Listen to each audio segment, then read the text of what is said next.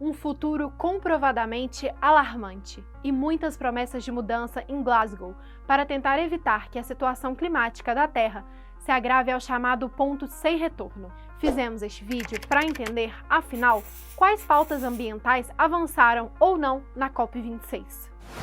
Líderes e representantes de 196 países reunidos na Escócia para a Conferência das Nações Unidas sobre as Mudanças Climáticas, que é o nome completo da COP26, discutiram entre o fim de outubro e o início de novembro metas e ações que afetarão a sociedade, o meio ambiente e a economia mundial. Mais de 100 chefes de Estado e de governo se comprometeram a cessar o desmatamento até 2030, apesar de muitos não detalharem como isso seria possível, e as ações ficarem apenas no campo das promessas. Também foram anunciados planos para emitir 30% menos de metano, que é o segundo gás responsável pelo efeito estufa, atrás apenas do CO2. Quase 50 países prometeram parar de usar carvão para produzir energia elétrica, e centenas de entidades financeiras privadas ofereceram bilhões de dólares em créditos. O secretário-geral da ONU, Antônio Guterres, acredita que o encontro deste ano tenha sido a última oportunidade para, abre aspas,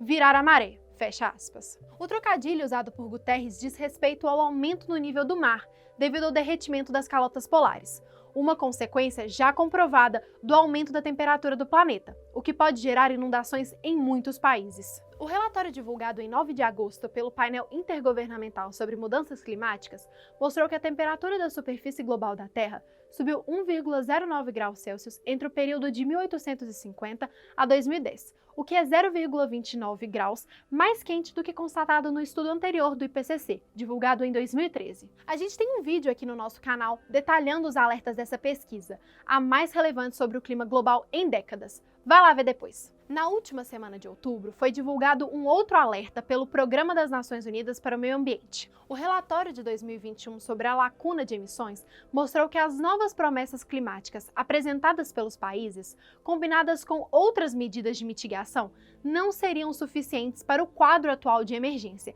e não evitariam um aumento da temperatura global de 2,7 graus Celsius até o final do século. Segundo as Nações Unidas, um aumento de temperatura dessa magnitude pode significar um aumento de 62% nas áreas queimadas por incêndios florestais no hemisfério norte durante o verão, a perda de habitat de 1/3 dos mamíferos no mundo e secas mais frequentes durante 4 e 10 meses. Durante a COP26, o ministro do Meio Ambiente do Brasil, Joaquim Leite, anunciou meta de redução de 50% das emissões dos gases associados ao efeito estufa até 2030 e a neutralização das emissões de carbono até 2050. Entretanto, ativistas brasileiros criticaram a meta por ser proporcionalmente o mesmo número apresentado em 2015. Apesar das conversas entre os líderes mundiais, a ativista sueca Greta Thunberg criticou a cúpula, dizendo que cortes, abre aspas, imediatos e drásticos, fecha aspas, nas emissões de carbono são necessários.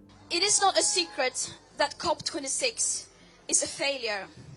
It should be obvious that we cannot solve a crisis with the same methods that got us into it in the first place.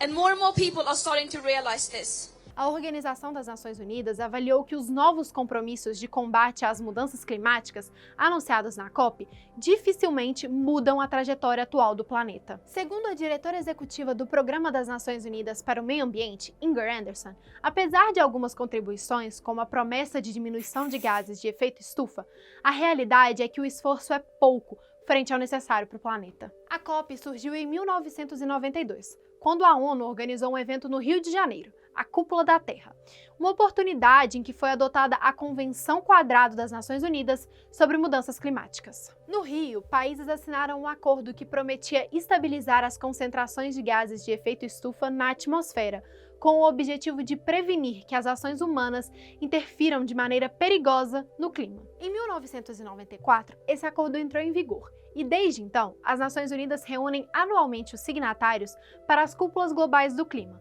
popularmente chamadas de COPs. Apesar das promessas apresentadas em Glasgow, é preciso que ações sejam tomadas pelos chefes de Estado para que o planeta continue habitável para esta e próximas gerações. Para mais vídeos como este, acesse nosso canal.